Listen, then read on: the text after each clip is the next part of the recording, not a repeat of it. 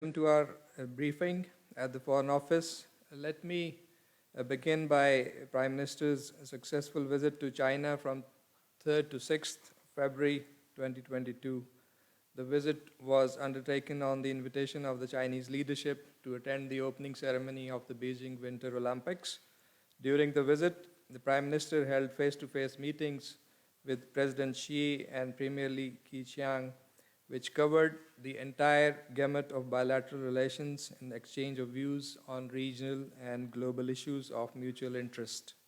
Foreign Minister Shah Mahmood Qureshi also held a meeting with State Councillor and Foreign Minister Wang Yi. A comprehensive joint statement was issued at the conclusion of the visit, which you must have seen. 14 agreements, MOUs, and other outcomes were also concluded. The joint statement and list of agreements has been posted on the website of the ministry. The visit had an important economic component. In order to exchange views on the high-quality development of CPEC, fast-track progress of its Phase 2, and industrial development, the Prime Minister virtually met the Chairman of National Development and Reform Commission. A framework agreement on industrial cooperation was signed during that meeting, which would pave the way for Chinese support for industrialization and investments in CPEC SEZs. The Prime Minister also held meetings with heads of 20 top Chinese enterprises, covering a broad array of investment interests in Pakistan. SAPM on CPEC affairs has given a detailed briefing on these meetings. On the sidelines, the Prime Minister also met the President of Uzbekistan and held interactions with other world leaders. Ladies and gentlemen, on 9th February, Foreign Minister Shah Mahmood Qureshi held telephonic conversations with Foreign Minister of the UAE and the Foreign Minister of Chad. These conversations focused on deepening historic ties between these two countries and strengthening of bilateral cooperation. The Ambassador of Egypt called on the Foreign Minister on 10th February, expressing satisfaction at the growing cooperation between Pakistan and Egypt.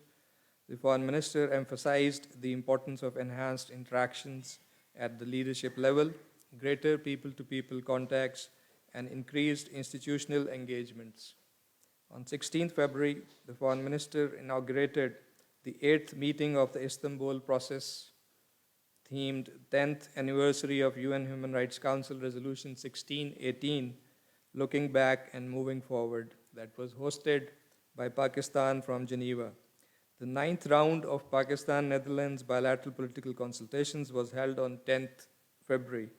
Foreign Minister Suhail Mahmood and the Secretary General at the Ministry of Foreign Affairs of the Kingdom of Netherlands led the respective sides.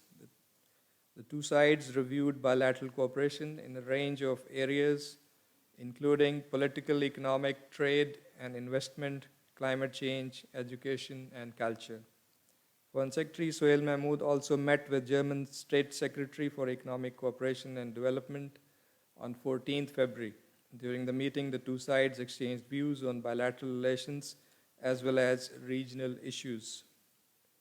The Foreign Secretary on 16th February also received outgoing Kenyan High Commissioner to Pakistan, Professor Bitok, for a farewell call. The Foreign Secretary appreciated the High Commissioner's efforts for promotion of bilateral ties and reaffirmed a commitment to further deepen the relations in all fields. On 16 February, Ministry of Foreign Affairs, in collaboration with Digital Media Wing, Ministry of Information and Broadcasting, organized a Twitter for Diplomacy virtual training session. 130 Pakistani diplomats from over 100 Pakistani missions abroad participated in this session, which aimed at imparting training to the missions for effective engagement through Twitter and increasing outreach to global audiences. Continuing in the context of public diplomacy, Foreign Minister Shah Mahmood Qureshi undertook a visit to the UAE from 16th to 18th of February. He visited the Pakistan Pavilion at the Dubai Expo 2020 and held a media interaction appreciating the vision and zeal that has made Pakistan Pavilion a must-visit site for all guests, making it one of the top five most frequently visited pavilions at the Expo, which is indeed a resounding success for Pakistan. The Foreign Minister also visited and appreciated the pavilions of the Kingdom of Saudi Arabia, UAE, China, and Turkey. While at the OIC pavilion at the Expo, the Foreign Minister extended a symbolic invite to Ministers of Foreign Affairs of all OIC countries to attend the 48th session of OIC Council of Foreign Ministers, which is to be held in Islamabad on 22nd and 23rd of March 2022. It may be noted that formal invites have already been issued to all countries, and further details regarding this upcoming ICFM in Pakistan will be shared in due course. Coming over to the situation in Indian illegally occupied Jammu and Kashmir. Like every year, 5th February was observed all over the world to express solidarity with the Kashmiri people in their just struggle for the right to self-determination. In their separate messages, the President, the Prime Minister, and the Foreign Minister paid homage to the supreme sacrifices of our brothers and sisters in IIOJK and reiterated our unflinching and complete support for their just struggle. This will continue till the realization of their inalienable right to self-determination. Foreign Minister Qureshi also addressed a letter to the President of the UN Security Council and the UN Secretary General to apprise them of the deteriorating human rights and humanitarian situation in Indian illegally occupied Jammu and Kashmir and the continuing threat to peace and security in the region.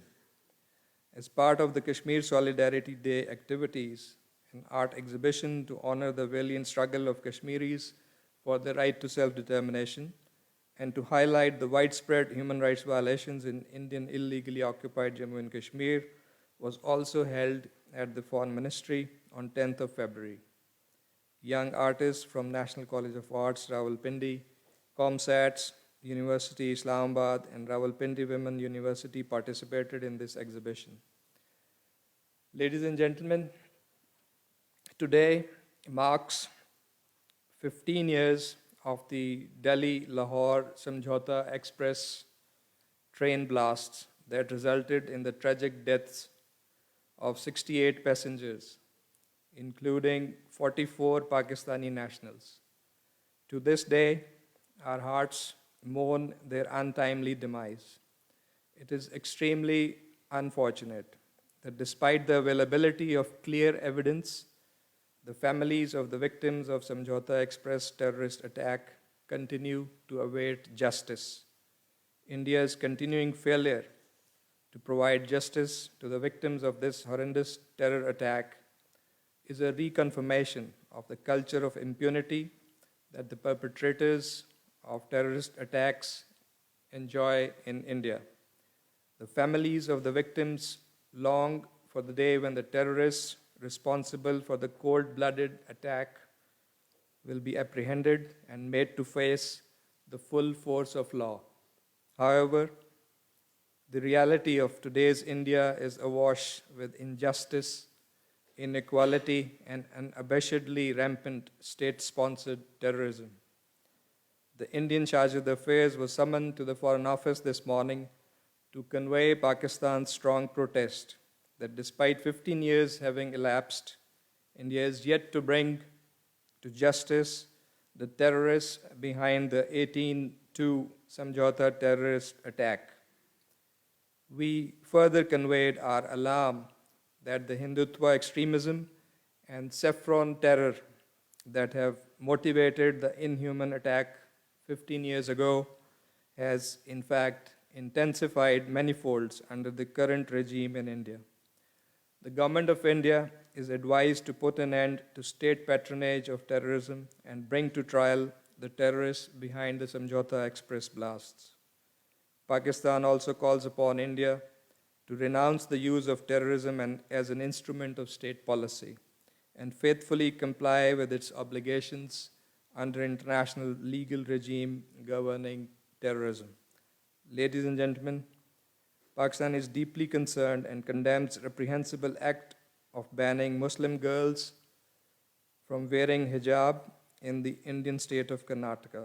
In this context, on 9th February, the Indian Charge of Affairs was demarched and urged to convey to the government of India Pakistan's extreme concern over the anti-hijab campaign being spearheaded by RSS BJP campaign in Karnataka, which is part of its larger exclusionist and majoritarian agenda aimed at dehumanizing and demonizing the Muslim women in India.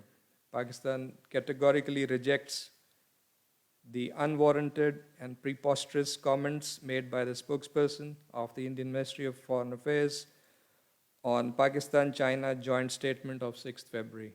We also strongly reject India's persistent propaganda against China-Pakistan economic corridor. Pakistan has shared irrefutable evidence of India's sinister campaign to sabotage CPEC.